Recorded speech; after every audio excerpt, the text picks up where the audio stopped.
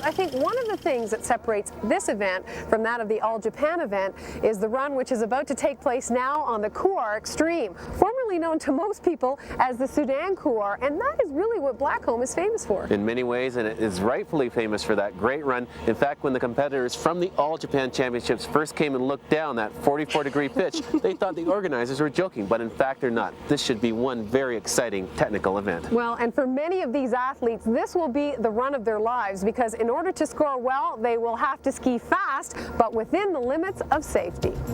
And just what are the judges looking for? Maximum speed in a place you'd rather not move. Ski performance when you can barely take the chance to look down, and efficient movement through the turns. I'd rather just sit down. And the Couloir Extreme is just that, extremely steep. A 44-degree pitch at the top. Team Solomon's Lisa Savijarvi descends, and she is really going after it on this run, Steve. Oh man, the top part is so very, very steep. She's moving her way back and forth, but you can see that her arms are almost touching the snow. She makes her way through the turns. It's pretty hard with loose snow on top and some bumps coming along. This is very technical, very challenging skiing, and she's making her way down with efficiency and effectiveness. And hey, look at the snow catching up with her. This is steep, fast skiing. Well, she will get top marks for speed and excellent ski performance. Lisa was the winner of the World Cup Super G in Furano, Japan in '86, but Steve, as you know, her career ended with a crash in downhill training in Vail, Colorado not that many years ago, so it's great to see her here competing so well in this world event. A great run. Way to go, Lisa. Excellent. And number 15, Christa Hartman, our current leader in the overall standing so far from Team Solomon. And Christa likes to ski the steep and deep. She is the 1992 and the 1993 World Powder Eights champion. Steve, I think she's having a great run here. She looks very, very good. Good, solid technique in the top part. Got a little popped up in the air there, but kind of got it back together again, moving down the hill quickly. And watch the change in her technique. Here, her upper body's facing straight down the slope. As she gets into the lower, somewhat flatter slopes, she's going to start moving over her skis and move straight down the hill.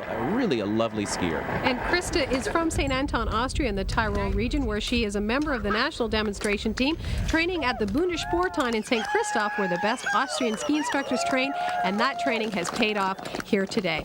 On course now at the top of the Couloir Extreme, representing Team Solomon, Canada's Ann Patterson is off. And look at that. She had a little bit of trouble with that very, very top. It's so steep. She just had to flip her feet around and regain control. Visibility's down a little bit, some clouds blowing through, and now she's moving off to the skiers left a bit, perhaps to find better visibility. Working her way down through these bumpy, very difficult terrain. An excellent run so far, Lynn.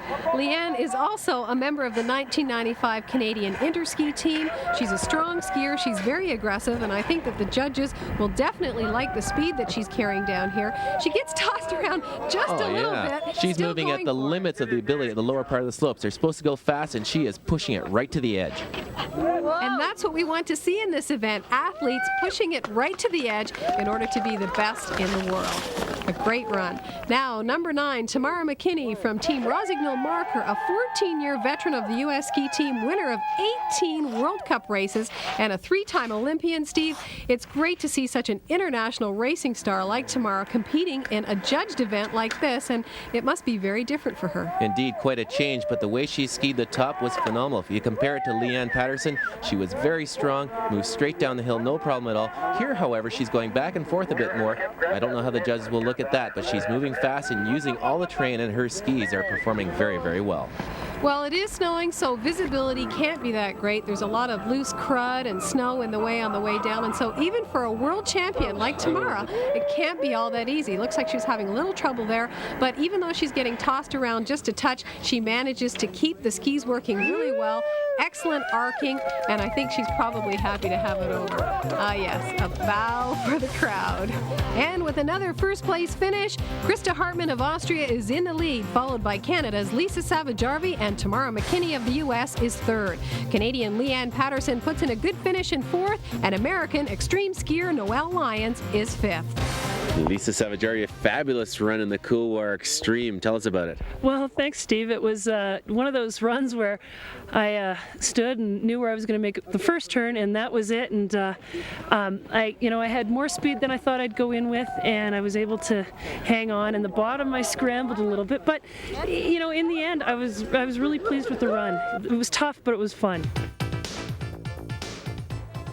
There's a crowd gathered at the top of the Couloir Extreme, but they're not standing too close to the edge, Lynn. No, they're standing well back from the start of this incredibly steep run. And Steve, here we have Matthias Bone of Slovenia representing Team Elan, and Matthias is a former member of the Slovenian national team. He also competed in the All-Japan technical event in 1992. As you can see, the clouds are still rolling through. Matthias is having a very fast run. He's got a really open technique. His arms move quite a bit, but it's pretty consistent, and he's really pounding through the snow, popping it up. It looks good to me, looks good to the judges, and look at the snow flying right over his head. It's like he's powder skiing, and he's going fast. Hey, and I like that double pole plant. It's great. The Slovenians are really a colorful team here. They've been passing out maps of Slovenia, telling people where they're from, what their country's all about. Great ambassadors for their country, and also great competitors here in this event. Very exciting run. He should be happy with that. And our leader in the current standings, Marc Garcia of Team Solomon. Steve, Marc knows he has a strong lead after the precision runs, but look at him go. He is just carving it up down here, totally taking charge right from the start. And he has to. Nobody has run an extreme challenge like this before in the World Technical Skiing Championship format, so he has to go all the way, and he is skiing very well. Upper body balance over his skis, flying from bump to bump and looking very confident. His upper body quiet and his skis performing very well, and he is going fast down here. Truly another very strong run. And you know, he makes it look so easy, but he's maintaining excellent speed, incredible balance. He's so disciplined. This guy is really a master of the art of precision skiing. I don't doubt he'll get top marks, and he is happy with that run.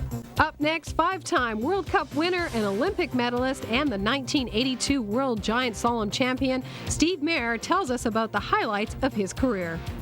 It starts maybe the first race you ever won as a kid, being named to the U.S. ski team. Also, I think 76 being named to the Olympic team that year for the first time was a big highlight.